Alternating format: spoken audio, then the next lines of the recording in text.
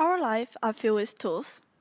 Not only the hammers and screwdriver, like cars, phones, computers, and of course, knife.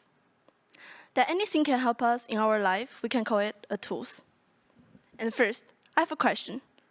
Would you study first before you use a tool? If you like me and my friend, I think your answer will be no.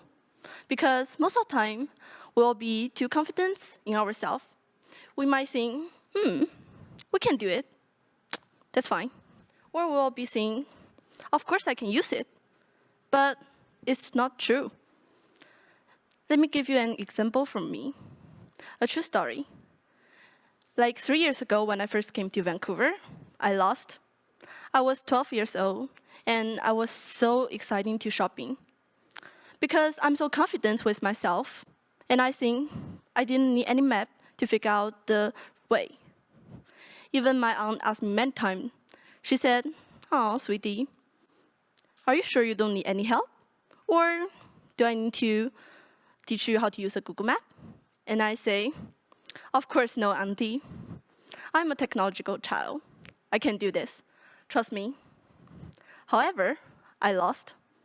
But at first, I don't mind because I think I will find my way eventually. But later, I regret. Because the day get darker, and when I open my phone, want to check the way on Google Map, I find, oh my God, I don't know what are these. How can I find my way? I'm so worried. I'm worried about what will happen about me. I may not go home. I may lost. So I crouch down and cry. But later, the worst things happen. Not only I don't know how to use the Google Map, my phone even don't have no battery. So I even can have the call for helping. The only thing I can do is walk on the road and find is there any passers-by that I can ask. Luckily, for 40 minutes later, I met a kind lady.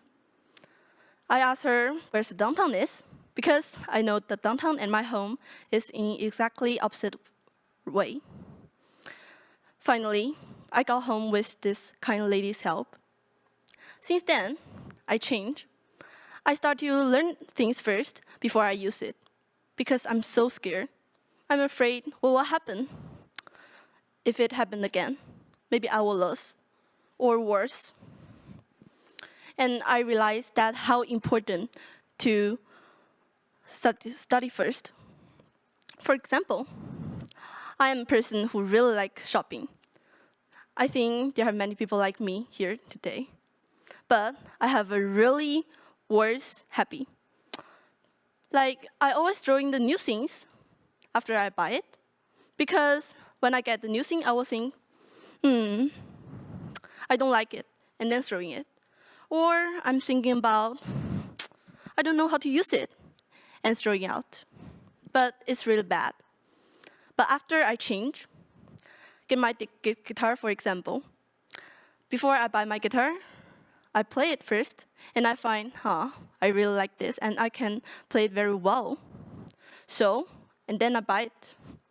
And now I'm still playing it and never throw it. I'm sure there have some person have the same experience with me. We always think we can do it, and we don't know to learn first, but it's wrong.